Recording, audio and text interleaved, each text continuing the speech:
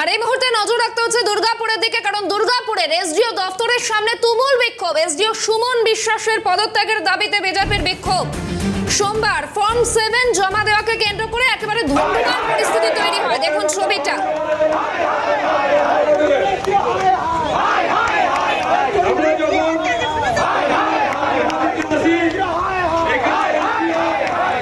সরাসরি এই মুহূর্তের সঙ্গে রয়েছেন প্রতিনিধি রাজেশ সেনগুপ্ত। রাজেশ, একেবারে হাই হাই স্লোগান দিচ্ছেন বিক্ষোভকারীরা, এবং কখন থেকে শুরু হয়েছে এই বিক্ষোভ আর এখন ঠিক কি ছবি, কি অভিযোগ তাদের? भारत माता के, भारत माता के। দেখো, দুর্গাপুর পশ্চিমের যিনি রয়েছেন বিধায়ক লক্ষণ চন্দ্র ঘড়ুইয়ের নেতৃত্বে কিন্তু আজকে দেখছো বিজেপি কর্মী সমর্থকরা তারা কিন্তু ইতিমধ্যে দুর্গাপুরের মহকুমা শাসকের দপ্তরের সামনে আন্দোলন শুরু করেছেন। তারা পরিষ্কার বার্তা দিয়েছেন এবং প্রায় 1 ঘন্টা এই ধর্ণা কর্মসূচি চলছে।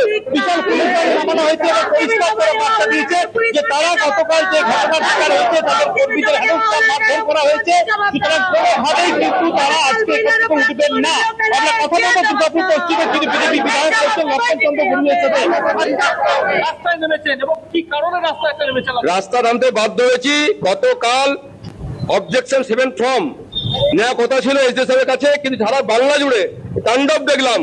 পুলিশের নেতৃত্বে, গুন্ডাদের নেতৃত্বে আসানসোল, দুর্গাপুর, লালগোলা, বীরভূম, বাঁকুড়া সর্বত্র একই চেহারা নিয়েছে। দুর্গাপুরে এসডিও পরিকল্পিতভাবে পুরো দুর্গাপুরের মাফিয়া গুন্ডাদিকে নিয়ে এসে, বালি মাফিয়া কলেজগুলো নিয়ে এসে পরে রোড ঘেরা করেছিলেন, রাস্তা ঘেরা করেছিলেন, অফিস ঘেরা করেছিলেন। সাধারণ মানুষ, আমাদের কর্মীরা 7 ফর্ম জমা করতে গেলে যেভাবে শ্রাবণী ব্যানার্জি আমাদের সামনে দাঁড়িয়ে আছেন, অভিজিৎ দত্ত, অমিতাভ সেন, মনীষা সিকদার, মন্ডল সভাপতি আমাদের নীল নায়ক, আমাদের রঞ্জিত চক্রবর্তী আক্রান্ত হয়েছেন, মার খেয়েছেন, তার বিরুদ্ধে আমরা রাস্তা ঘেরা করেছিলাম।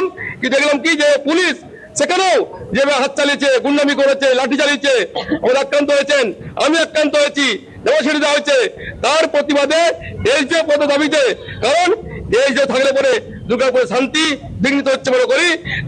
জমা নেয়নি, তিনি গুন্ডা নিয়ে সেই কাজ করেছেন, তার প্রতিবাদ দাবিতে আমরা আজকে অবস্থা বিক্ষোভ করছি। উদ্দেশ্য একটাই, একে পদত্যাগ করতে হবে, তবে শান্তি ফিরে আসবে। এই কারণে আমাদের অবস্থা বিক্ষোভ ছিল। দেখো, ইতিমধ্যে কিন্তু বিশাল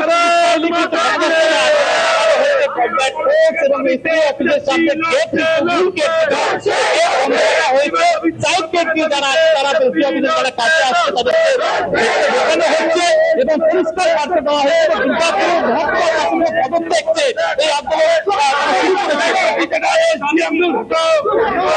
আমাদের একটাই দাবি, গতকাল আমাদের আমাদের নেত্রী শ্রাবণী ব্যানার্জি সহ আরো অনেক মহিলা নেত্রী আছে যাদেরকে কালকে অন্যায়ভাবে তাদেরকে হেনস্থা করা হয়েছে, তাদের উপর আক্রমণ করা হয়েছে, তাদের জামা ছিঁড়ে দেওয়া হয়েছে এবং আমাকেও কালকে দলদাস পুলিশ টানতে টানতে যেভাবে প্রিজন ভ্যানে তোলা হয়েছে, সেটা তার জন্য আমরা আজকে এখানে এসেছি অবস্থান বিক্ষোভ করতে।